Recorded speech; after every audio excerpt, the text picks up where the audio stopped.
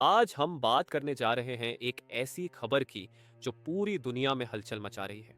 America के राष्ट्रपति Donald Trump ने हाल ही में यूक्रेन के साथ इंटेलिजेंस शेयरिंग यानी खुफिया जानकारी साझा करना बंद कर दिया है। और यह फैसला तब आया है जब उन्होंने पहले ही यूक्रेन को मिलने वाली सैन्य मदद को फ्रीज कर दिया था।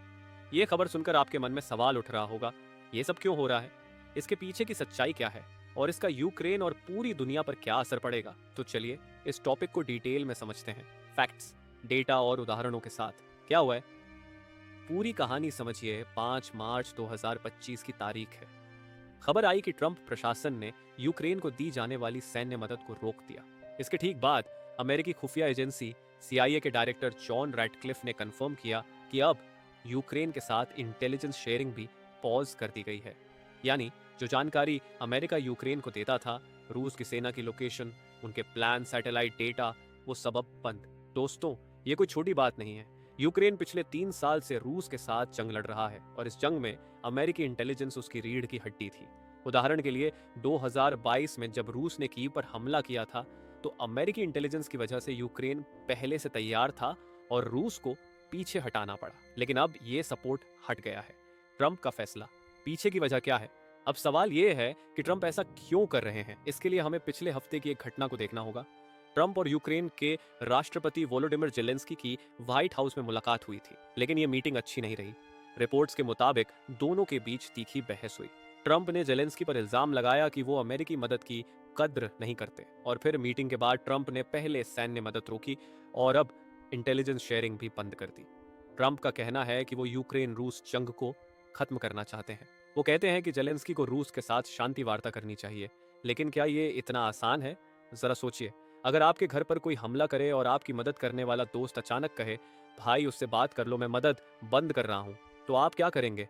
यूक्रेन की स्थिति अभी कुछ ऐसी ही है। चलिए कुछ आंकड़े देखते हैं। 2022 से अब तक अमेरिका ने यूक्रेन को $31 बिलियन से ज्यादा की सैन्य मदद दी है। इसमें हथियार, मिसाइल सिस्टम जैसे पैट्रियट और खुफिया जानकारी शामिल थी। फाइनेंशियल टाइम्स की एक रिपोर्ट के मुताबिक यूक्रेन के पास अमेरिकी हथियारों का स्टॉक अब सिर्फ 2-3 महीने का बचा है। अगर सपोर्ट बंद रहा तो यूक्रेन की सेना कमजोर पड़ सकती है। और इंटेलिजेंस का क्या?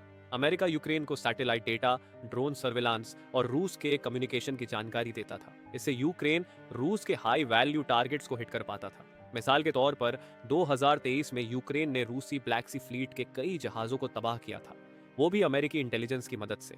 अब ये सब बंद होने से यूक्रेन की आंखें और कान जैसे बंद हो गए हैं। यूक्रेन पर असर कितना बड़ा झटका। अब सोचिए यूक्रेन के लिए ये कितना बड़ा खतरा है। रूस अभी भी यूक्रेन के 20% हिस्से पर कब्जा जमाए बैठा है और हाल ही में रूसी सेना ने डोनबास इलाके में तेजी से आगे बढ़ना शुरू किया है। अगर यूक्रेन को इंटेलिजेंस और हथियार नहीं मिले तो वो रूस के हमलों का जवाब कैसे देगा? यूक्रेन के एक सीनियर ऑफिसर ने कहा, हमारा पूरा सिस्टम ढह नहीं जाएगा, लेकिन हमें कई इलाकों से पीछे हटना पड़ सकता है। और सिर्फ यूक्रेन ही नहीं, इसके मायने नेटो और यूरोप के लिए भी बड़े हैं।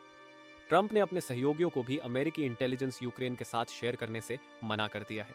यानी ब्रिटेन की GCHQ जैसी एजेंसियां भी अब यूक्रेन की मदद नहीं कर पाएंगी।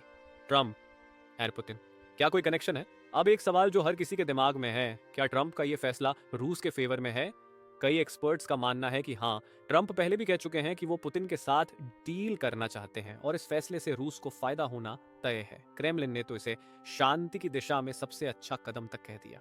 लेकिन दूसरी तरफ ट्रंप के सपोर्टर्स का कहना है कि वो जंग को खत्म करना चाहते हैं, न कि रूस की मदद। CIA डायरेक्टर रैटक्लिफ ने कहा कि ये पॉज टेम्परेरी है और अगर जेलेंस्की शांति वार्ता के लिए तैयार होता है तो मदद फिर शुरू हो सकती है। लेकिन सवाल ये है, क्या यूक्रेन ऐसी शर्तों पर बात करने को मजबूर हो पाएगा जब उसकी सेना कमजोर हो रही हो? दुनिया का रिएक्शन और आगे क्या? यूरोप में इस फैसले से हड़कंप मच गया है। फ्रांस के राष्ट्रपति मैक्रो ने इसे गलत बताया और कहा कि जंग के बीच मदद रोकना यूक्रेन को छोड़ने जैसा है। यूरोपीय यूनियन अब आपात बैठक कर रहा है कि वो यूक्रेन को कैसे सपोर्ट करे। लेकिन सच ये है कि अमेरिका के बिना यूरोप अकेले यूक्रेन को लंबे वक्त तक नहीं चला सकता।